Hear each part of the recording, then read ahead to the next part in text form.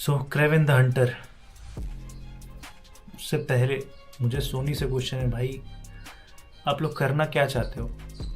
इतनी सारी चीज़ें स्पॉइल करने के बाद आपका जो एंड का मटेरियल था, जो माल आपने बचा के रखा था ईयर एंड के लिए, पूरे ईयर आपने कुछ किया नहीं। ईयर एंड में आपने जो डाला उसमें भी आपने जो अच्छी चीज़ें थी उसे भी इतनी पथेटिक कर दी कि मैं क्या ही बोलूँ।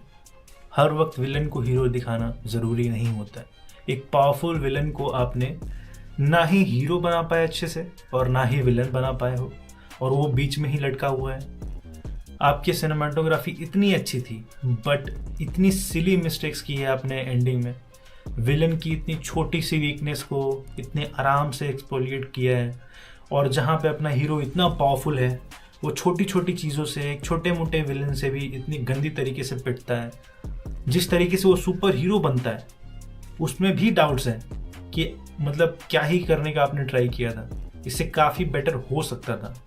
पर्सनली मेरी एक्सपेक्टेशंस काफ़ी हाई थी इससे, स्पेशली जो आपने जिस तरीके से 8 मिनट के फर्स्ट फाइट सीक्वेंस को आपने दिखाया पहले, उसका रिप्रेजेंटेशन जिस तरीके से आपने मूवी का की कि भाई full on action, bad S action आपको देखने को मिलेगा, जो कुछ हद तक देखने को मिलता भी है, बट छोटी छोटी सिली मिस्टेक से वो इतना वाहियात हो जाता है कि भाई सो क्रेवन द हंटर वो सुपर हीरो कैसे बनता है? एक लायन के, जो कि भाई बहुत डेंजरस लायन है हजार्ड, उसका ब्लड जो है उसके घाव पर ड्रॉप होता है, और एक पोशन जो कि एंशियंट कोई लेडी ने, जो कि सॉसरी जानती थी, जिसने काफ़ी सारी जड़ी बूटीज़ को मिक्स करके बनाया था, उसे पी के वो जिंदा होता है, और उसके पास में कुछ सुपर पावर्स आती हैं जैसे सुपर स्ट्रेंथ, काफ़ी अच्छी विजन और स्पीड। ये सारी चीज़ें अपने सुपर हीरो के पास में, अपने हीरो के पास में, सुपर हीरो तो मैं बोलना भी नहीं चाह रहा इसे, सो अपने हीरो के पास में होती है, जो कि एक्चुअल में विलन होने वाला था, बट ठीक है।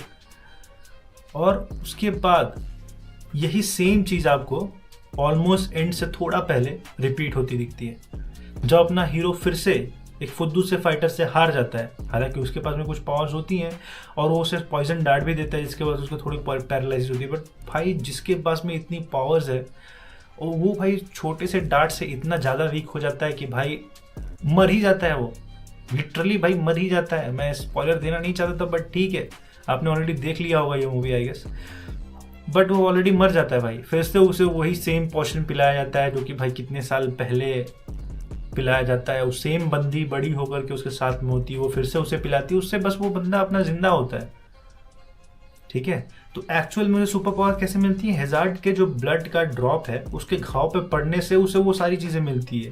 पहले तक मुझे लग रहा था स्टार्टिंग तक, जो कि मैंने केविन द हंटर के कॉमिक को नहीं फॉलो किया, सो मैं जो मूवी में दिखाया गया उसे ही देखूंगा। सो स्टार्टिंग में मुझे क्या लगा कि भाई इस बंदे को वो जो लायन के ड्रॉप तो इसके घाव पे पड़ी, वो तो ठीक है।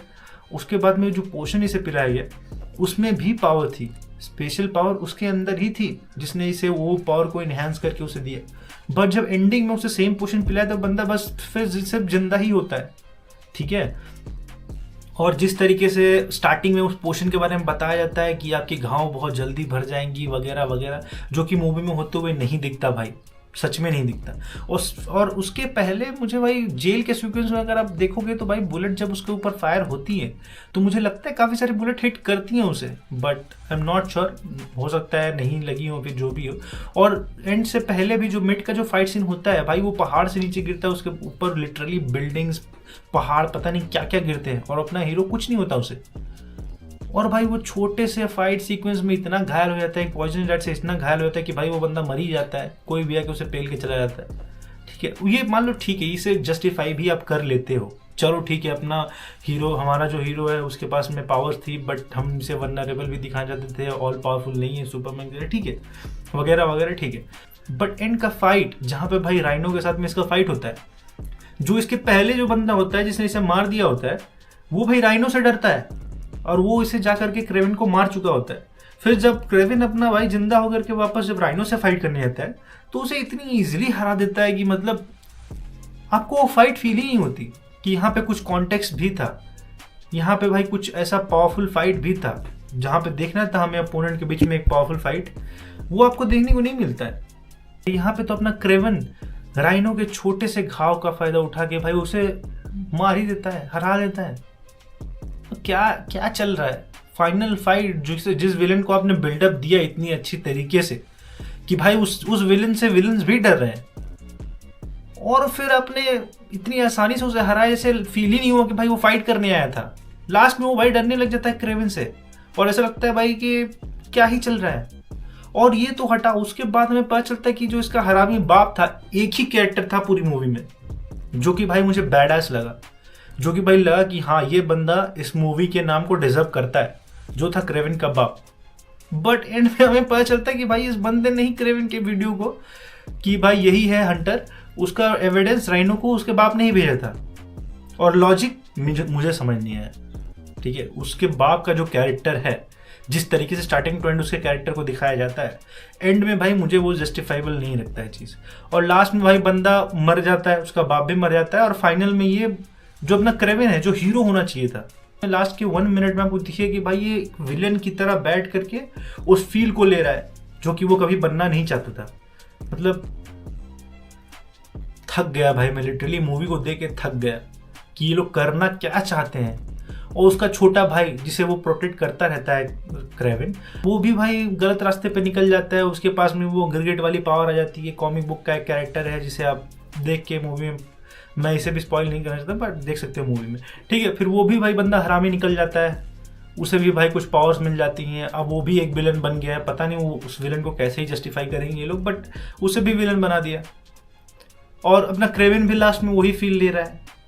भाई एटलीस्ट एक कैरेक्टर आपके पास था अच्छा, आपने हीरो को तो ले ही लिया। उसका भाई मैं बोल रहा हूँ मिड में एक सीन है जहाँ पे उसके भाई को ये लोग किडनैप करके ले गए थे। उस टाइम पे क्रेवन का फाइट देखना भाई गजब, मजा आ जाता है आपको। इतना पावरफुल, इतना अच्छा दिखाया गया सीक्वेंस, हर एक चीज टॉप नॉच है।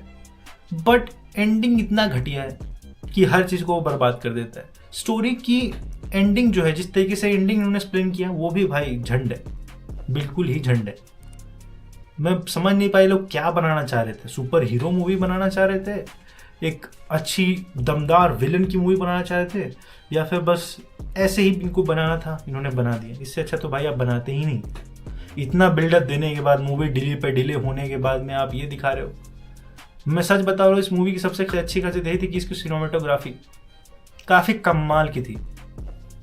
कुछ फाइट सीक्वेंस इतने अच्छे से इन्होंने कोरियोग्राफ किए थे, काफ़ी मज़ेदार थे, काफ़ी बहुत मज़ा देते हैं आपको। बट ओवरऑल स्टोरी इन सारी चीज़ों को जस्टिफाई ही नहीं कर पाती।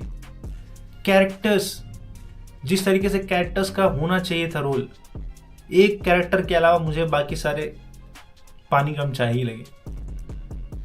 So this is really fucked up, it is. और इसके अलावा मेरे पास कुछ और है नहीं कहने को इसके लिए। I hope Spiderman you find your own path and it is, उसे ये लोग फक्ड अप ना करें, और ये लोग कर भी नहीं सकते, इनके पास तो है भी नहीं अभी। ओके, इसी के साथ दोस्तों इस वीडियो को यहीं पे एंड करते हैं। आप अपने ओपिनियंस मुझे कमेंट सेक्शन में बताइए कि आपको क्या फील होता है, आपको कैसी लगी ये मूवी। मिलते हैं नेक्स्ट वीडियो में, बाय बाय।